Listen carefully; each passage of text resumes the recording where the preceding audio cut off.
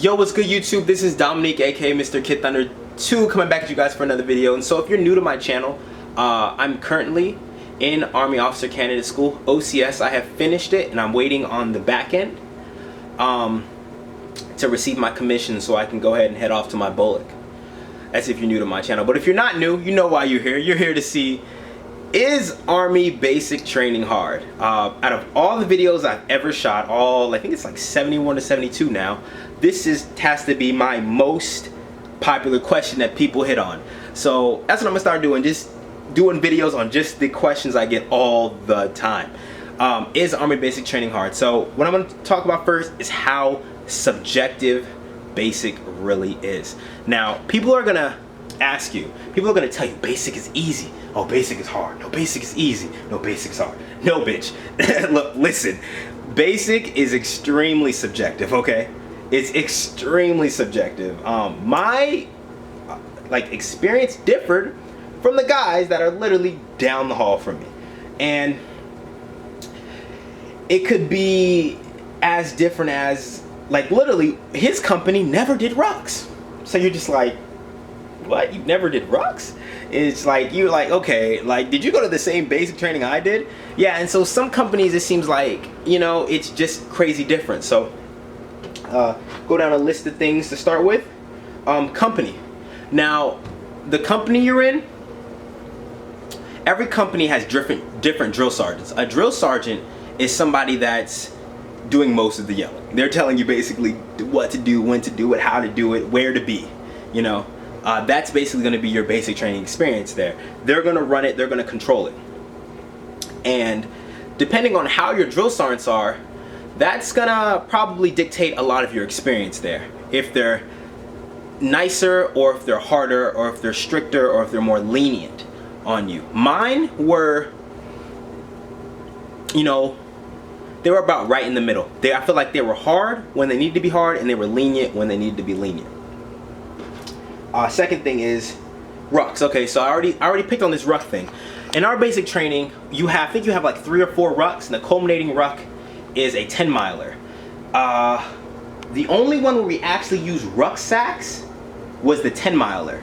The other rucks were with a assault pack, and then the first ruck, all of us officer candidates, we actually just went with the commander. So it was like 11 of us, I think, in the whole company that went with the commander on a special ruck, just us. And we did our ruck, we did like 5 miles, and like, it was like 9 or 10 minutes per mile. And the weight, it wasn't that much weight in the rucksacks. I mean, not the rucksacks, but the assault packs.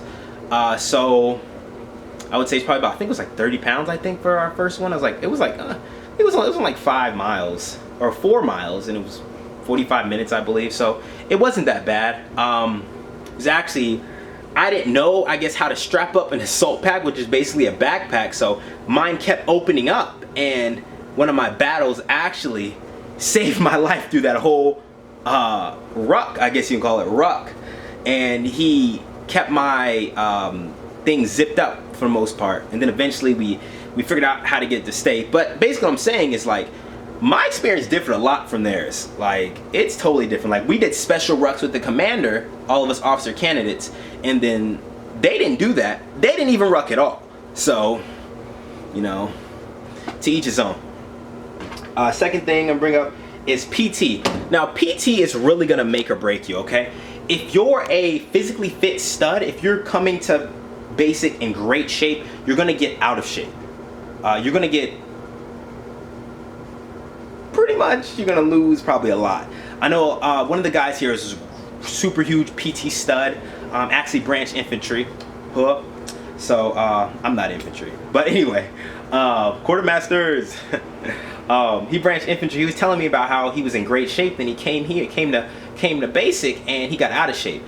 For a lot of people that are just normal, everyday people going to basic training, you know, went to high school, now they're going to basic, you're probably gonna get in better shape. In my opinion, you're gonna get in better shape, okay? And then again, your PT could be different from my PT, but I don't think PT is gonna differ that much.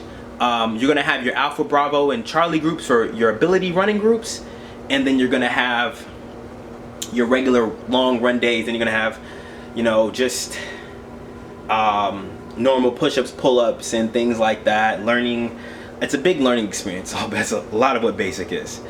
Strengthening, there we go, we call it strengthening. So PT is, for the most part, it should be a little challenging, just getting used to everything, learning all the terminology, learning all the drills, basically knowing what to do. So if you're not gonna pass, if you don't do too well in PT, even at the end of basic, they send you to fat camp. So even if you don't do too well in basic training. So next thing I'm talking about is Victory Tower.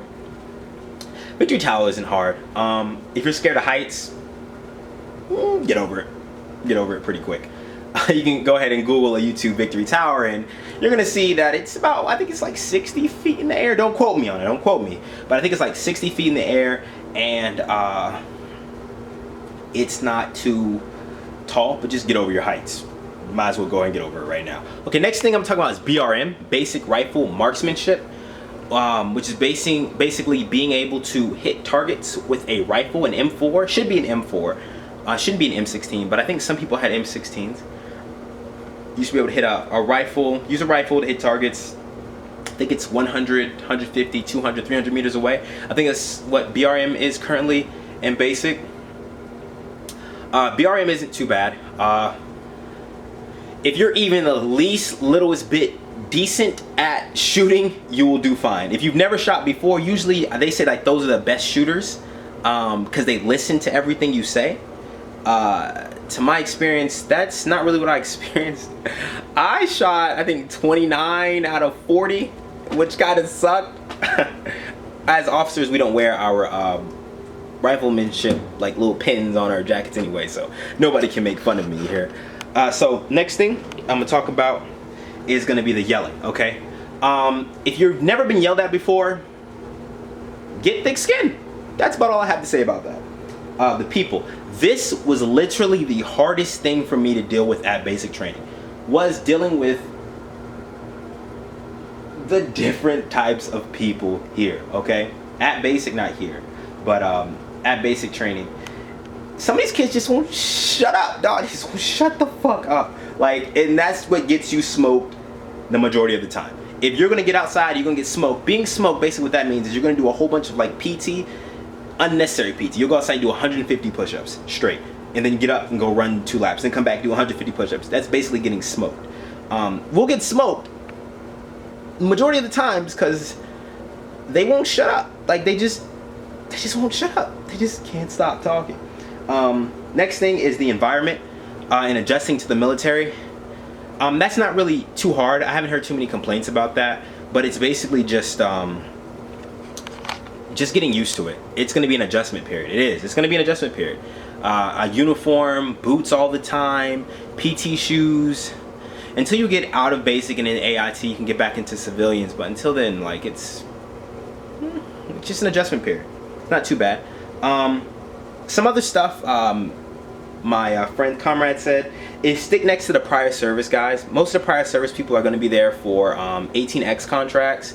They're going to be there for they're going to be 18Xs, they're going to be 09 Sierras, they're going to be or just switching branches, and they've been out of service for a long time. So just listening to the prior service guys.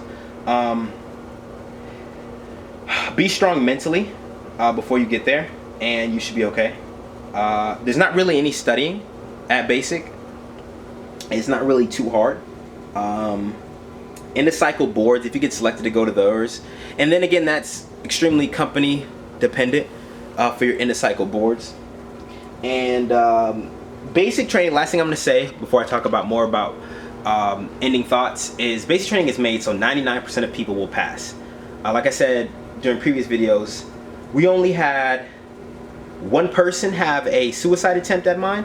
So that's not too bad, because I've heard like way worse stories, and this guy just tried to like down Peinzel. So I pray for him. I hope that he's okay. I wish him the best. Maybe the military just wasn't made out for him, you know. But a lot of it's mental toughening. So my personal experience and ending thoughts. Is basic training hard? So as you guys can see, it's gonna differ a lot. A lot of people are gonna say, you know, basic training is easy. And that's a good personal experience to have. You know, it's great to say that when you're out of basic training. When you're going through the suck, it's probably a lot harder to say that when you're getting up in your middle of getting smoked every single day. Like, there are some people that got smoked every single day. Now, if you're gonna sit here and tell me that you're gonna do literally, I think it was something stupid, like for the first 6 weeks they were doing like 500 push-ups to muscle fatigue every day, and it was like, that sucks. Like, there's no ifs, ands, or buts about it. That sucked really bad. And then there were some guys who got their phones every Sunday, never rocked, and it's like, of course basics is gonna be easy for you. You guys were treated like babies. You guys were baby the whole doggone time. So, like I said, basic training hard. It's extremely subjective, extremely based on your personal experience, because a lot of people will have different personal experiences going into basic training. So that's it. If anybody has any questions, comments, concerns, you know, you can always hit me on YouTube, comments, messages, Snapchat and Instagram. DMs are the best way to get in touch, contact with me. I'm answering questions every day, all day. So this is the best time to get in contact with me, because I'm just in holdover status right now. So yeah, like, I'm gonna end this video with the same thing I said in the last video. Don't live the same year 75 times and call it a life. My name is Dominique, aka Mr. Kid Thunder 2, and I'm out, guys. Peace.